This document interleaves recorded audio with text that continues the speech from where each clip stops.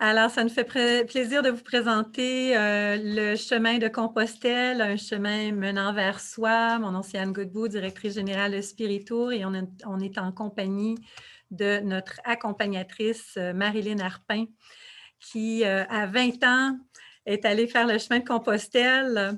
Et puis, ça a été vraiment une expérience qui a transformé sa vie. Elle a accompagné des groupes de pèlerins entre 2008 et 2012 là, à 7 reprises avec Spirito pour transmettre l'essence du chemin.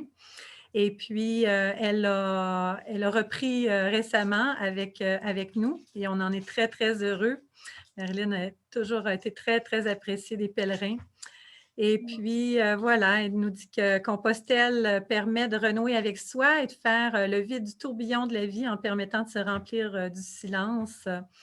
Elle a fait des études en travail social et puis elle a poursuivi donc ses voyages en sac à dos. La randonnée pédestre a continué d'être au cœur de ses destinations. Et récemment, donc, elle a, c'est ça, senti à nouveau l'appel de la peau de Saint-Jacques et avec beaucoup d'enthousiasme, donc, elle a repris l'accompagnement. Alors, sans plus tarder, je lui cède la parole. Marilyn. Donc, bonjour à tout le monde. C'est vraiment avec plaisir, là, comme m'a introduite Anne. C'est vraiment une grande joie pour moi là, d'avoir la chance de pouvoir reprendre l'accompagnement à nouveau là, vers Saint-Jacques-de-Compostelle.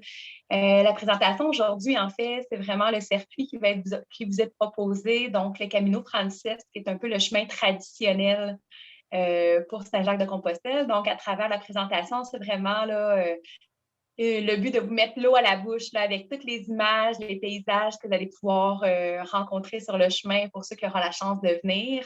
Et puis les explications également là, de qu'est-ce que ça prend comme entraînement, préparation et tout ça un peu là, pour prendre votre décision si le chemin est accessible pour vous et tout ça. Merveilleux. Alors, on va y aller avec l'itinéraire que tu vas nous présenter avec des belles images.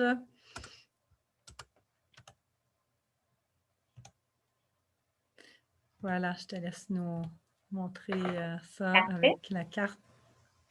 Donc, où allons-nous? Pour le commun des mortels qui ne peut pas prendre nécessairement plusieurs semaines de vacances, Spiritour, on offre une formule où est-ce qu'on va parcourir environ 300 kilomètres, un circuit de 16 jours de marche réparti sur 21 jours. Donc, environ 3 semaines, ce qu'on peut avoir l'opportunité de s'offrir là, pour vraiment partir et vivre l'essence du chemin. Donc, de Montréal, nous allons arriver à la capitale, Madrid, et par la suite prendre le train pour se rendre vers Burgos. Donc, pas tout à fait à l'est de l'Espagne.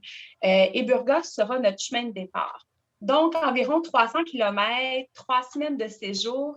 Je vous parle de vivre l'essence parce qu'on dit que le Camino est divisé en 3 étapes. Nous avons d'abord l'étape du physique, puis le mental et le spirituel. Donc, quand on part, c'est de l'ajustement. Est-ce que je vais avoir des ampoules? Est-ce que j'ai mis trop de choses dans mon sac à dos, puis le poids devient difficile à porter?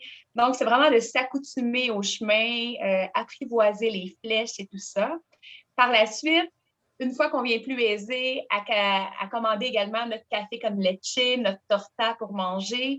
Là, c'est le qu'est-ce que je fais ici? Donc, ça fait 2 semaines, là, on entame là, la deuxième semaine. Puis c'est là qu'on amorce nos réflexions dans un autre sens pour vraiment repenser pourquoi que nous sommes sur le chemin. Et la troisième, où est-ce qu'on va rentrer dans les forêts, dans une autre région administrative de l'Espagne, vers la Galice, où est-ce que là, on rentre dans le spirituel. On va être dans les 100 derniers kilomètres. Puis là, vraiment, on va déjà réaliser qu'on est vers la fin. Puis, on va repenser à tout ce qu'on vient de rencontrer, puis tout ce qui nous attend également là, sur le chemin. Donc, c'est un peu l'itinéraire, là, donc en 3 semaines, pour nous permettre, comme je vous mentionne, de vivre l'essence du Camino, donc le déracinement, le détachement là, du Québec.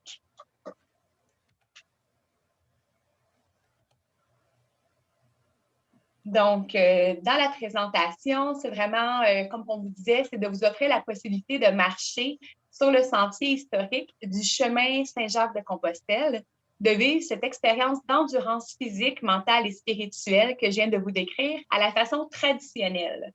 Donc, c'est vraiment de coucher dans des refuges de pèlerins, de marcher avec notre sac à dos, en moyenne 20 km par jour. Puis, donc, comme on le dit, c'est un grand classique à s'offrir au moins une fois dans sa vie. Donc, on vous dit en moyenne 20 km par jour, on a vraiment découpé les étapes en fonction du relief.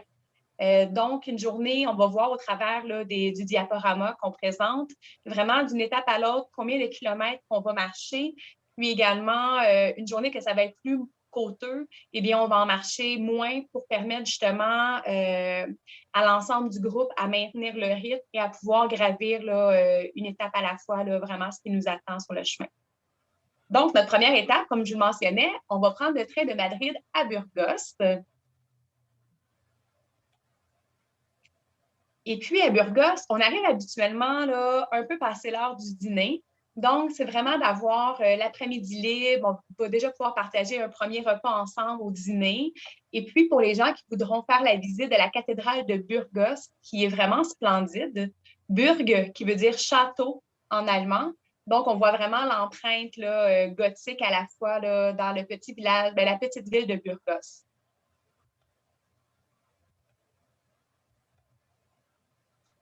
Par la suite, on voit notre hôtel Norte y Londres, qui est habituellement l'étape choisie. Et dès le premier chemin, là, le premier matin, notre hôtel se trouve déjà sur la route. Donc, vous pourrez ouvrir grand les yeux là, pour voir déjà les premiers signes du Camino qu'on pourra retrouver là, pour nous indiquer qu'on est sur la voie. Dans les types d'hébergement, donc, on vous mentionne qu'on le fait vraiment vers une méthode traditionnelle, donc avec des refuges de pèlerins, les albergués que l'on appelle. Donc, on peut voir un peu les bâtisses là, vraiment en campagne. On voit dans le coin supérieur gauche, donc l'albergué municipal, avec d'ailleurs une flèche qui nous indique par où rentrer, où est le chemin. Donc, on voit déjà là, que nos pieds foulent vraiment le sol de la campagne, là, dans les champs et tout ça. De façon traditionnelle, donc, un des types de refuges sera les petites chambres de lits superposés qui peuvent contenir de 6 à 12 personnes. Donc, rarement, nous allons nous trouver dans une habitation de plus de 12 personnes. Donc, c'est sûr que de faire le chemin de façon traditionnelle, l'inconfort que cela peut procurer, bien, c'est sûr que ça nous interpelle également là, dans l'essence du chemin. Donc, dans tout ce que ça peut nous confronter, il suffit qu'il y ait un ronfleur, que parfois on a de l'inconfort. Mais dans le préparatif, dans les rencontres préparatoires, là, une fois que le groupe va être confirmé et qu'on va se rencontrer au préalable, dans le matériel pour le sac à dos, là, je vais vous mentionner mes recommandations, puis les bouchons peuvent faire partie là, du matériel à avoir avec soi. Donc, pour notre autre journée, nous allons passer de Hornillos del Camino à Castro Reris. Donc, un petit village qui est vraiment sublime pour son château qui, une vieille, c'était vraiment en plus un mirador qui permettait de voir vraiment là, plus de 40 km à la ronde, là, qui était un lieu stratégique pour voir l'ennemi arriver. Donc, vous voyez, par exemple, cette journée-là, il y a un 19,7 km de prévu. Toujours dans les paysages vraiment là, de campagne. On se retrouve parmi les champs, on marche dans la terre battue, parfois sur la bitume. Donc, c'est vraiment dans la préparation, il faut vraiment s'attendre à marcher là, un peu sur tout, donc autant sur l'asphalte que sur des sentiers pédestres vraiment de terre. On peut voir également là, le fait de partir en groupe, ça l'amène vraiment une dynamique différente où est-ce qu'on va partager avec les gens le repas le soir. Donc, sur le chemin, on le fait de façon traditionnelle, mais je vais vraiment vous inviter à partir libre le matin. Vous allez voir là, un peu dans tous les hébergements, on a 1 heure maximale pour quitter. Mais donc, le soir, on se retrouve ensemble pour partager le repas, ceux qui le veulent, et également partager, témoigner ce que nous aurons vécu dans le jour. Et moi, je vous donne les indications pour le lendemain. Donc, oui, nous partons en groupe, mais de façon avec une certaine indépendance, une certaine autonomie pour pouvoir respecter votre propre rythme.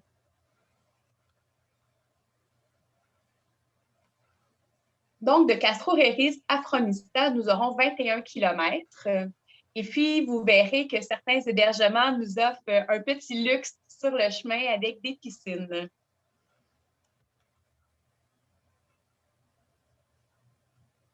Par la suite, donc, nous aurons là une étape que nous allons sauter en transport en commun.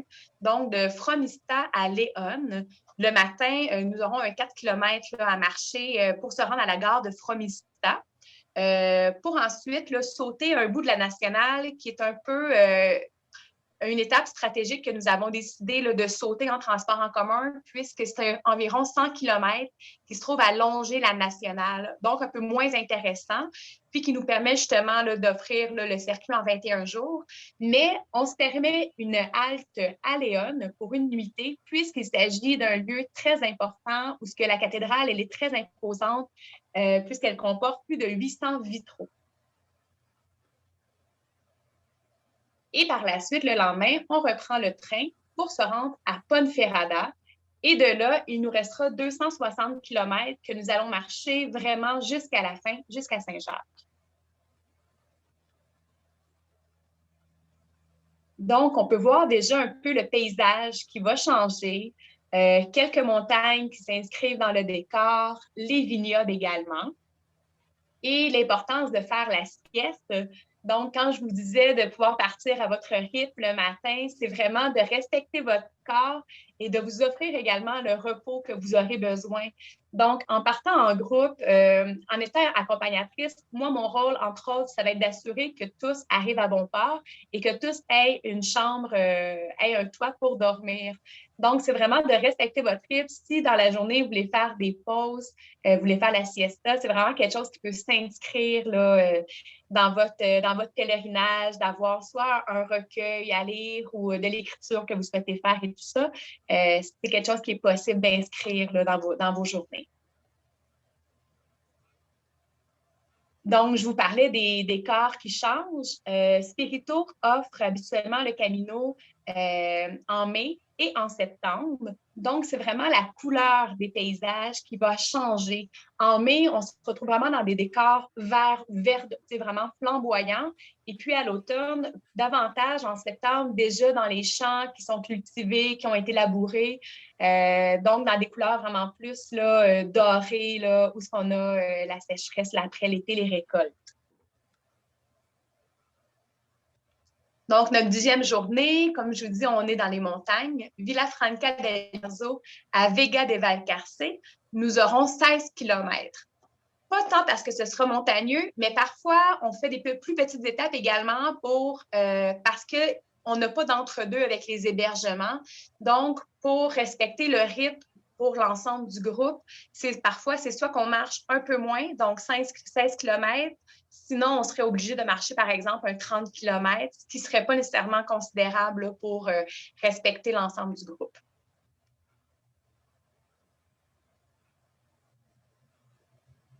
Donc, toujours les paysages avec les cours d'eau que nous pouvons rencontrer, suivre le long.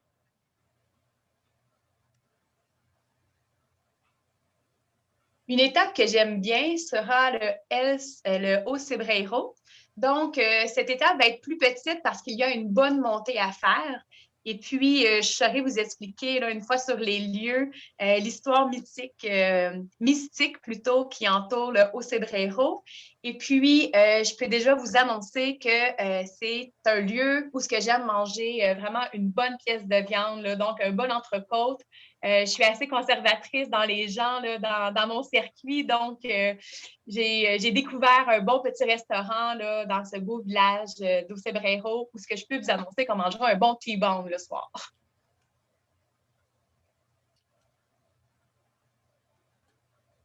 Déjà la moitié du trajet parcouru, vous pouvez voir les bornes en bas à droite qui vont longer tout le long du chemin, en fait, qui vont vous accompagner environ aux 500 mètres, aux 500 mètres, au kilomètre, pour nous annoncer, nous confirmer qu'on est sur le bon chemin et également pour nous encourager à continuer à avancer puisque la borne descend jusqu'au kilomètre zéro.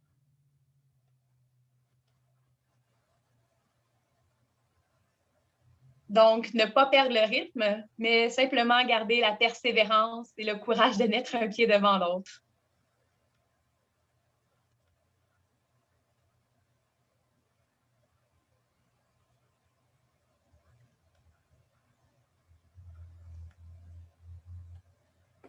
Donc, après Cebreiro, nous allons vers Tria-Castella, où nous aurons 21 km à parcourir.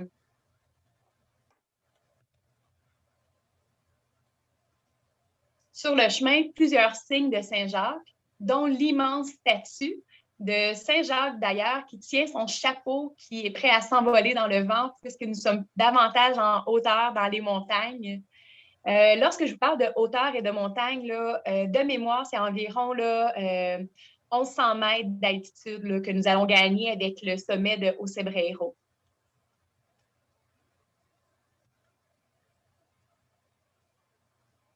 Donc, qui dit marcher en campagne, dit traverser des hameaux qui signifient des petits villages de moins de 50 habitants. Donc, moutons, vaches, ânes, c'est ce qu'on risque de traverser, de rencontrer sur la route. Pour les marcheurs qui auront des bâtons, parfois c'est une petite sécurité pour être capable de se frayer un chemin à travers les bêtes. Donc, les bâtons peuvent avoir plus qu'un usage.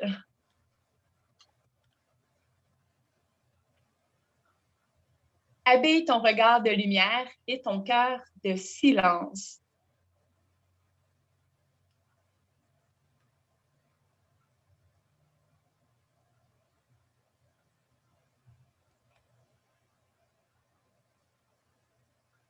Donc, qui dit marcher sur 21 jours, dit nous exposer à Dame Nature. Donc, je vous parlais de la distinction entre le mois de mai et faire le Camino en septembre. Les conditions météorologiques peuvent changer. Beaucoup plus de pluie à l'habitude en mai, un peu moins vers l'été et en septembre. On peut voir un peu les types d'habillement qu'on peut retrouver en haut à gauche. Donc, certains vont opter pour une grande cape légère, mais qui va couvrir là, avec un capuchon qui va être en mesure de recouvrir notre sac à dos, puis qui va être environ jusqu'au milieu des jambes. D'autres personnes vont simplement avoir un recouvre-sac, donc un imperméable pour le sac et un manteau imperméable. Lorsque je vous parlais là, de partir en groupe, c'est d'avoir une grande tablée, la joie de pouvoir soit manger au restaurant ou cuisiner, puisque certaines auberges vont proposer, dans le fond, vont offrir la commodité pour pouvoir faire le repas ensemble. Donc, habituellement, on se trouve à être un groupe d'une dizaine de personnes. On va mandater 2-3 personnes pour aller faire l'épicerie, 2-3 pour cuisiner, 2-3 pour faire la vaisselle. Chacun y trouve son compte habituellement et puis on peut partager là, vraiment un très bon repas ensemble et raconter là, ce qu'on aura vu, vécu, senti sur le Camino durant notre journée.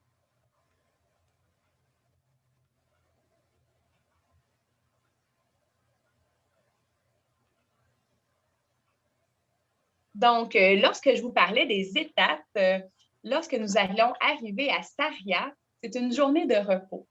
Donc, j'ai omis là, à Léon de vous mentionner que nous rentrions dans notre deuxième phase, le mental, mais à Sarria, nous aurons 2 nuits au même endroit, ce qui permet vraiment là, de défaire notre sac à dos et vraiment là, de se réajuster s'il le faut pour les 100 derniers kilomètres avant d'entamer le spirituel. Donc, Sarria qui nous offre vraiment, là, qui est une petite ville agréable, mais vraiment pour se prélasser et faire le plein d'énergie avant notre dernier blitz vers Saint-Jacques.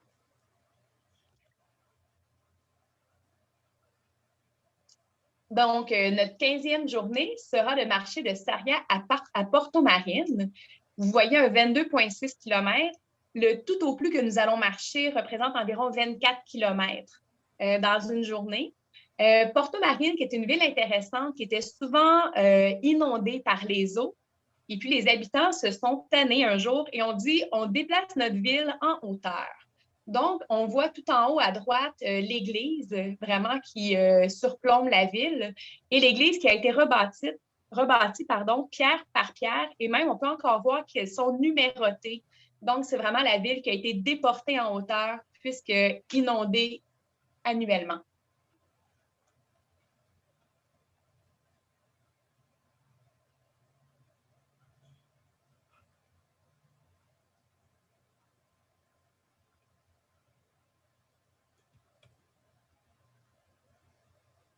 Donc, dans nos paysages de campagne, il y a cette fameuse petite cabane que nous retrouverons là, à divers endroits. Je vous laisse planer le mystère de savoir à quoi sert cette cabane. Puis, une fois en Espagne, on pourra s'en reparler et avoir vos hypothèses sur ce que vous pensez que ça peut contenir, ce à quoi ça peut servir. Donc, mystère. On marche principalement en campagne, pardon, mais parfois on se retrouve à traverser de petites villes.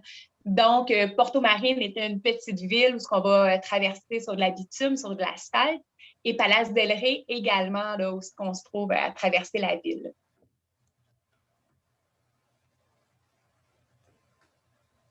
Notre 17e jour, en direction de Mélide. Donc, c'est à Ocebreiro, je vous disais qu'on soupait avec un keybound. À Mélide, je peux vous annoncer qu'on va pouvoir manger de la pieuvre, de la pulpa au dîner. Pour ceux que ça intéressera là, de goûter, c'est un endroit mythique, là, vraiment un endroit où ce que la pieuvre est très renommée. Là, vous pourrez voir sur place. C'est un spectacle en soi.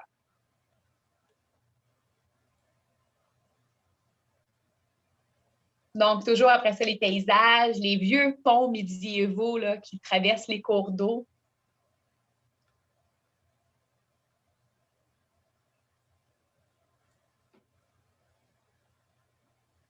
Donc, Mélide vers Arsua, vous allez voir qu'on va pénétrer davantage là, dans les forêts. Là, on va être davantage là, entouré d'arbres plus le chemin avance dans nos derniers kilomètres. Donc, dans les villes, avec le chaud soleil d'été d'Espagne, dans les plazas, il y a ces fameux arbres qui servent là, dont les branches se nouent entre elles. Puis une fois feuillues, en fait, les arbres servent à faire de l'ombre aux terrasses où les gens peuvent se rassembler dans la ville.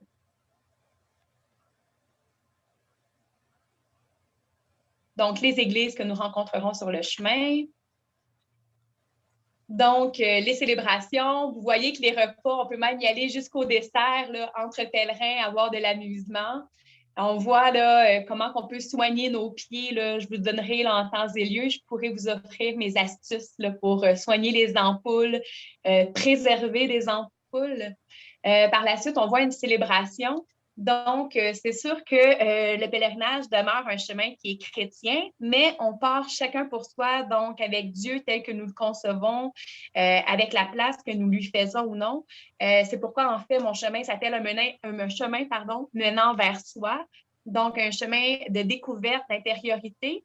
Et pour ceux à qui, dans le fond, de vivre sa foi sera important à travers le Camino, eh bien, je saurai vous informer dans le quotidien des messes dans les petits villages, là, en semaine, autant que le dimanche.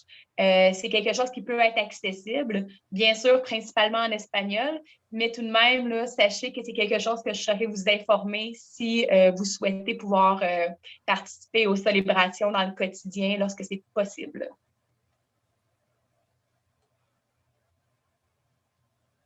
Donc, des vieilles petites chapelles de pierre qu'on rencontre.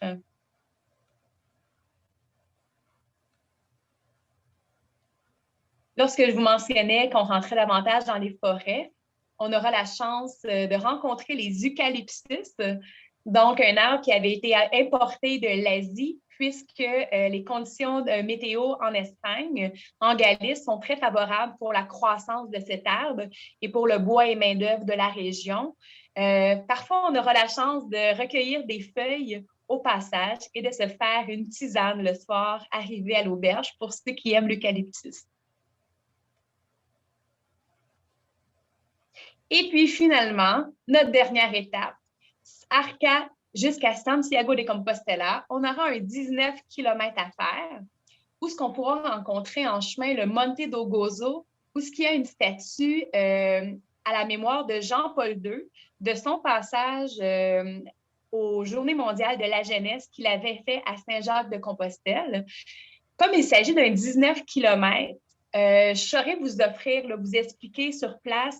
Souvent, je vais proposer que notre dernier départ en soit un de nuit. Donc, pour nous permettre d'arriver vers 11 heures à la ville de Saint-Jacques et d'assister à la messe du midi, qui est celle qui est dédiée donc aux pèlerins qui arrivent à Saint-Jacques. Donc, je pourrais vous expliquer les options à ce moment-là, une fois sur place, pour ceux qui voudront là, faire l'expérience de partir à la lampe frontale et de voir le jour se lever. Donc, c'est une variante du Camino qu'on pourra décider en groupe là, une fois là, arrivé vers la fin.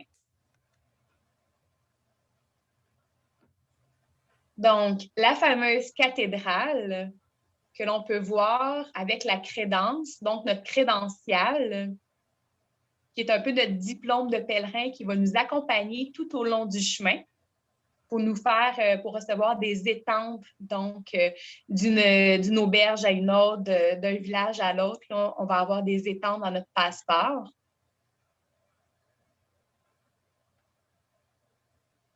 La splendide cathédrale de Saint-Jacques, qui est immense, donc très difficile à prendre en photo dans toute son entièreté, dans tout son ensemble.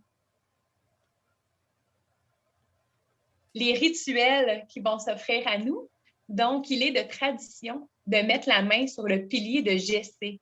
Des millions de mains se sont posées là, creusant au gré des siècles une profonde empreinte. Donc, oui, c'est très émouvant et parfois, là, ils viennent à fermer l'accès, donc à clôturer autour là, de la colonne parce que justement, avec l'acidité des doigts, la colonne vient à s'effriter et parfois, ils viennent à limiter l'accès. Donc, on ne peut plus nécessairement s'imprégner, mais on peut le voir. Donc, ce qui est très fameux là, dans la cathédrale, c'est le gigantesque encensoir de 1,5 m de haut qui est accroché à la voûte, se balance selon une course impressionnante d'un bout à l'autre du transept de la cathédrale. Et c'est très émouvant lorsqu'ils actionnent l'encensoir, puisque nous avons l'orgue qui se met là, vraiment à mettre une musique qui est très envoûtante, très émouvante. Et donc, l'encensoir, pourquoi qu'elle était aussi grosse? C'est qu'à l'époque, les pèlerins, on s'entend qu'il n'y avait pas le luxe d'avoir des douches donc dans les auberges. Et après avoir marché autant de kilomètres, autant de jours, il y avait une odeur un peu nauséabonde. Donc, l'encensoir était vraiment là pour l'odeur, mais également pour la purification des péchés. Donc, c'était vraiment là, un embaumement là, pour dire que nous étions arrivés à Saint-Jacques, puis que c'était un peu un renouveau, donc le pardon de nos fautes. Derrière le maître-autel, on peut trouver un grand buste qui représente Saint-Jacques, à qui la coutume veut que l'on donne l'accolade, génératrice d'une étrange émotion. Donc, c'est vraiment derrière là, où ce que le prêtre célèbre, où ce qu'on va embrasser Saint-Jacques. Et tout ça se passe en effet là, en une fraction de seconde puisqu'on ne peut s'attarder. Mais oui, en effet, on vient appuyer notre tête, on vient le serrer dans nos bras et lui dire « Saint-Jacques, si je viens de marcher tous ces kilomètres, c'est pour telle raison. » Donc, c'est vraiment pour venir concrétiser en quelque sorte notre offrande vers Saint-Jacques. Et notre fameux diplôme du pèlerin, qui est rédigé en latin, donc qui vient attester que nous avons fait le Camino et que nous faisons partie là, des disciples de Saint-Jacques, si l'on veut. Par la suite, il y a le fameux kilomètre zéro, en fait, que l'on va retrouver au Finistéré. Donc, là où la Terre se termine, Finistéré, ça ne fait pas partie nécessairement du circuit, donc ce n'est pas au programme, mais lors de nos journées libres à Santiago, je pourrais vous offrir, là, je connais un homme donc à Saint-Jacques qui peut nous faire le transport et partir en groupe là, la moitié de la journée là, pour pouvoir aller au Finistéré. Donc, c'est de là que les explorateurs à l'époque croyaient que la Terre était plate, puisque c'est l'extrême point de l'ouest de l'Europe. Donc, on ne voyait rien au loin. Donc, voilà, ça sera un ajout, mais une ville qui sera accessible, là, que je pourrais vous organiser pour ceux qui désireront. Également, c'est un endroit où ce que les gens vont aller de façon significative brûler un morceau de vêtement, donc soit une paire de bas ou peu importe, quelque chose qui nous aura accompagnés. Là, ça peut faire partie du rituel de certains. Parcourir les routes, rentrer à la maison et voir tout cela comme si c'était la première fois. Donc, une phrase qui est citée de Paulo Coelho, qui a écrit le livre d'ailleurs, Le Pèlerin de Compostelle, qui nous amène à réaliser en fait que le chemin commence une fois que nous le croyons terminé. Donc oui, nous arrivons à Saint-Jacques, mais qu'est-ce que nous allons garder de tout ça? Donc, ça vient renforcer en fait le thème de mon pèlerinage, une marche, un chemin menant vers soi. Donc, toute la découverte de soi-même à travers l'autre, à travers les défis, à travers le découragement. Donc, c'est vraiment qu'est-ce que nous allons garder avec nous et ramener dans notre quotidien par la suite.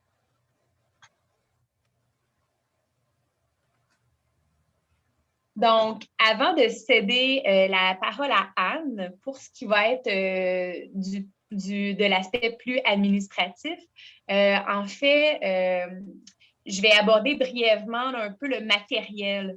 C'est sûr qu'une fois dans nos rencontres préparatoires, nous allons avoir 2 rencontres préparatoires. Donc, une fois environ 1 mois au préalable, où on va se rencontrer pour une marche à la montagne, je vais avoir mon sac à dos et tout ce que je recommande qu'on mette à l'intérieur. Donc, souvent, on va recommander d'avoir là, environ le 8e de notre poids. Donc, autour de 8 à 12 kilos pour être confortable vraiment pour marcher au quotidien. Souvent, je vais vous nommer la règle de 3. 3 paires de bas, 3 sous-vêtements, un pantalon qui peut devenir un short, un pantalon de rechange, un T-shirt, un manche longue et un manteau. Donc, c'est ça, c'est des choses qu'on pourra parler davantage dans la période de questions également. Si vous avez des points plus spécifiques, ça me fera plaisir. Le sac à dos, oui, ça peut être un investissement pour ceux qui n'en ont pas. Faut voir en même temps. Partir vers Saint-Jacques, on s'entend, c'est un chemin, c'est un pèlerinage. Il faut voir également comment on peut faire appel aux gens de notre entourage. Est-ce qu'on a un neveu, une nièce qui possède un sac à dos?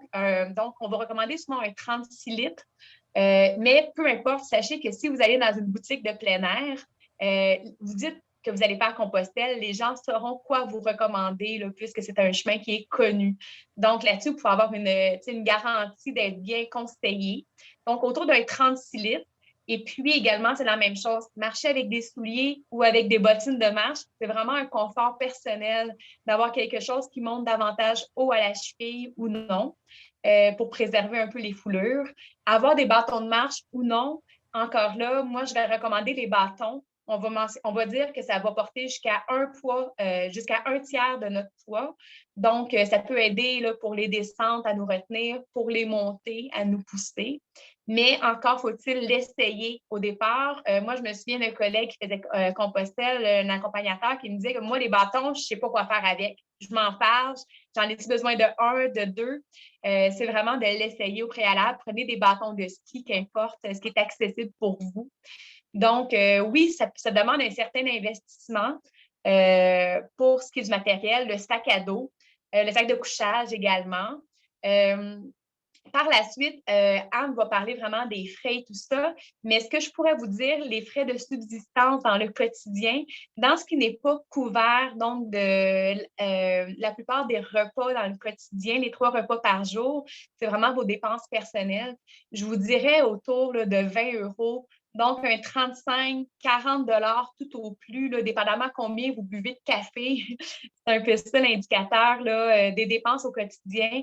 Donc, je vous dirais plus ou moins, là, c'est donc un 40 $ sur 20 jours, 4 fois 2, en tout cas, pas tout à fait 3 000 $, moins de 1 000 $ par semaine.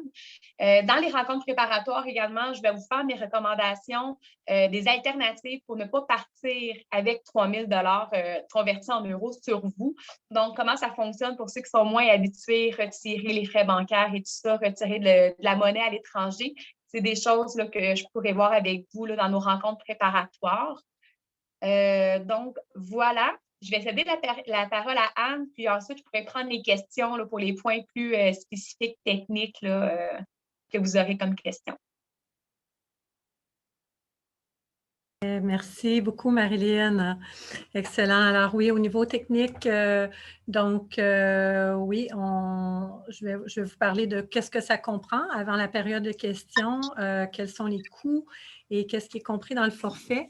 Alors, les tarifs, vous l'avez sur notre site Internet, mais le réservé tôt, on est toujours en réservé tôt jusqu'au 26 avril. Alors, ça s'en vient vite. C'est le prix de 3 549 ce qui est un rabais, en fait, de 100 par rapport au prix régulier. Alors, dépêchez-vous de vous inscrire si vous voulez profiter de ce rabais réservé tôt. En plus, on a une promotion en cours présentement qui s'appelle la promotion flexibilité COVID-19. Donc, on vous offre de vous inscrire avec un dépôt de seulement 100 pour réserver votre place. C'est valide jusqu'au 1er juin, mais bon, combiné avec le réservé tôt, donc c'est encore mieux. Et puis, donc, ça vous permet, si jamais le voyage était reporté, donc votre dépôt est transformé en crédit de 100 valide pendant 2 ans. Donc, soit vous l'utilisez pour la nouvelle date du voyage à Compostelle ou pour un autre voyage de votre choix. Mais en tout cas, on garde les doigts croisés. On espère bien pouvoir toujours le faire là, avec un départ au 26 août 2021. Le départ, d'ailleurs, était déjà garanti. Hein. On a déjà notre nombre minimum. Alors, voilà, on espère bien pouvoir partir. Alors, qu'est-ce que ça comprend, le forfait à 3 549? Donc, vous avez le vol aller-retour Montréal-Madrid, Porto-Montréal. Ensuite, vous avez les 5 nuits en hôtel catégorie intermédiaire, budget intermédiaire. Là. Ensuite, vous avez 16 nuits en refuge de pèlerins, donc souvent des refuges semi-privés et quelques refuges municipaux également. Ensuite, vous avez les 5 petits déjeuners, donc toutes les nuits à l'hôtel, le petit déjeuner est inclus à l'hôtel. 5 soupers également. Et tous les transferts, donc en train, en autobus, en taxi, c'est tout inclus là, pendant le séjour, selon l'itinéraire. Les services d'une accompagnatrice de Spiritour, donc Marilyn, qui va être avec vous tout au long du séjour à partir de Montréal. Et 2 rencontres préparatoires avant de partir. Donc, une journée où elle en parlait tout à l'heure, on va marcher en campagne, là, hein, souvent c'est au Mont-Saint-Bruno. Et puis, une autre soirée, une autre rencontre préparatoire qui peut peut-être se faire par Zoom aussi. Là. En fait, normalement, c'est en présentiel parce qu'on remet les documents de voyage, mais on pourra peut-être le faire en hybride, là, présentiel et virtuel, en tout cas au besoin. Et toutes les taxes donc, sont incluses également. Alors, qu'est-ce qui n'est pas inclus? Les assurances voyage. Donc, si vous avez déjà vos assurances, merveilleux. Si vous n'avez pas d'assurance, on vous conseille fortement de vous prendre des assurances voyage. On offre des assurances avec la Croix-Bleue ou avec Manuvie. Manuvie, ils ont une garantie, en fait, c'est pas une promotion, un nouveau forfait, ça s'appelle la protection sans égale et ça vous permet, peu importe le motif, en fait, déjà, l'annulation, ils ont beaucoup plus de possibilités, beaucoup moins d'exceptions. Tout ce qui est imprévisible est garanti à 100 en cas d'annulation. Par exemple, votre animal de compagnie est gravement malade ou décède, bien, vous êtes couvert. Ça, c'est très rare là, habituellement avec les compagnies d'assurance, mais là, oui, vous êtes remboursé à 100 même si votre chien est juste malade, puis vous êtes inquiet, puis vous ne pouvez pas partir, vous ne voulez pas partir à cause de ça, vous êtes remboursé à 100 s'il y a une séparation dans votre couple, donc ça, c'est imprévisible, ben, vous êtes remboursé aussi à 100%. Et puis, si jamais c'est juste, il y a la garantie là, sans motif, donc peu importe si ça vous tente juste plus d'y aller, vous êtes inquiet et puis vous ne voulez plus y aller, bien, vous êtes assuré d'avoir un remboursement à 80%. Donc, c'est vraiment une protection qui vaut la peine. On pourra vous donner plus de détails avec les agents chez Spiritour. Donc, juste à nous mentionner que vous voulez plus de détails là, sur la protection sans égal. Ça nous fera plaisir là, de bien vous conseiller par rapport à ça. Sinon, il y a bien sûr toutes les assurances là, traditionnelles. Le minimum, c'est d'avoir une assurance médico-hospitalière avec la Croix-Bleue et Manuvie aussi, c'est possible d'avoir. Et puis, la COVID, si vous tombez malade en voyage, la COVID est incluse aussi là, dans les couvertures. Donc, tout est pris en charge si vous devez rester plus longtemps, votre hébergement est pris en charge, votre avion pour revenir plus tard, le rapatriement, bon, tout ça, c'est inclus. Vous avez une police, là, je pense que vous êtes couvert pour 5 millions de dollars. Puis avec la protection sans égal, vous êtes couvert pour 10 millions de dollars. Après ça, bien sûr, il y a l'assurance annulation, très important. On vous conseille de l'avoir. Et puis l'assurance, en fait, avec l'assurance à forfait, vous avez aussi l'assurance bagage en cas de vol ou perte des bagages. Alors, nos conseillers là, pourront bien vous éclairer là-dessus.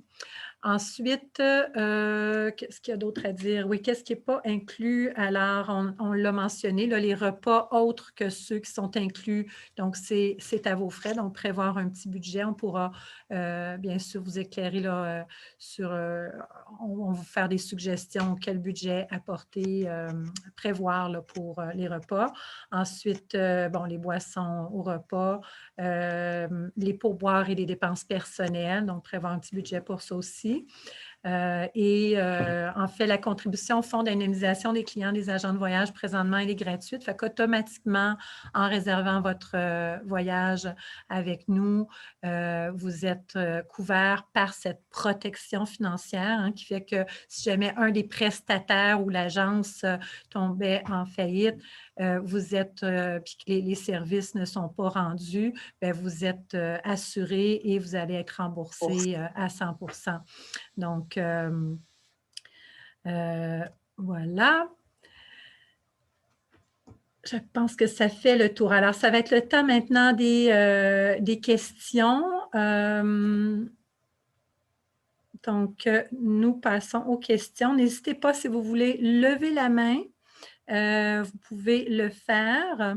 Donc, il suffit, hein, en bas de votre écran, dans le menu, vous avez « Raise Hand ». Il suffit de lever la main et nous allons pouvoir ouvrir votre micro et vous pourrez poser vos questions directement à la conférencière ou à moi-même. Donc, pour avoir plus de détails. Vous pouvez aussi poser vos questions dans le chat ou dans le Q&A. Puis après la période de questions, on va avoir une petite question quiz parce qu'on a une rediffusion de retraite ou de conférence à faire tirer d'une valeur de 15 à 39 $, dépendamment de ce que vous choisissez. Alors, je regarde s'il y a des questions dans le chat. On n'a pas de questions. Il faut croire que, Marilyn, tes explications étaient très claires. Pas de main levée. Non. OK. Alors, ben, écoute, Marilyn, je vais te laisser le mot de la fin avant de faire le tirage, la question quiz. Je vais te laisser faire ton petit mot de conclusion. Ensuite, on fait le tirage. Et puis, à 3 heures, on a une autre conférence qui va être, en fait, notre pèlerinage en Hongrie dans le cadre du congrès eucharistique. Donc, on est dans le cadre de notre journée porte ouverte. Marilyn, le mot de la fin? Bien, de ce que je comprends, en tout cas, j'espère que oui, ça leur a répondu aux questions de ceux qui en auraient eu.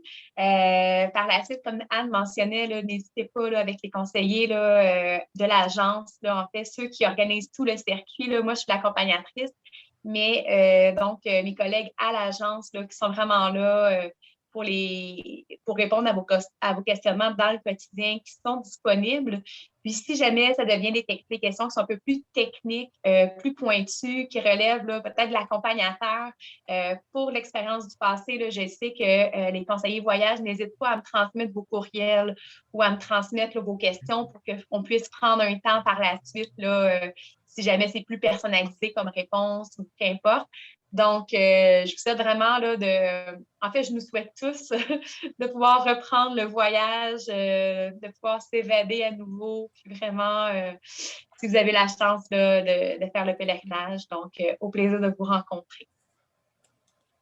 Merci beaucoup, Marilyn. Un grand merci. C'était une très belle présentation. Merci. OK, alors maintenant, on va y aller avec notre petite question quiz. Donc, pour gagner une rediffusion, une retraite virtuelle de votre choix ou une conférence de votre choix. Alors, la question quiz est la suivante. Quel est le nom de la ville où nous arrivons en Espagne, dans le circuit qu'on vient de vous présenter? Quel est le nom de la ville où on arrive en Espagne, où l'avion atterrit? Alors, vous devez répondre dans le chat. Première réponse que je vais voir, je vais...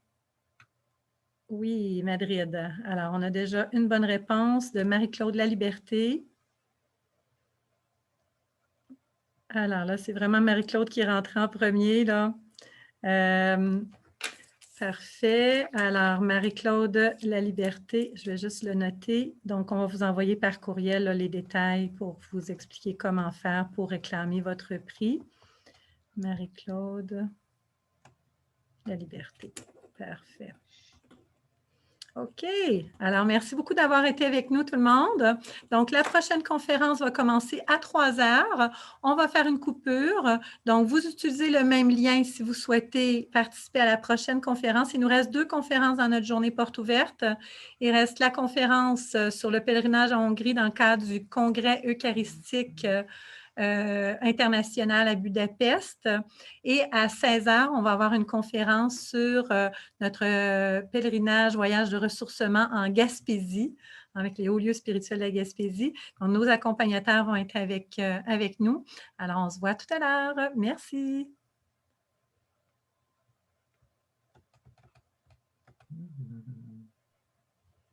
Alors, les accompagnateurs qui sont là, Marc, Victorien, juste vous dire, c'est toujours le même lien.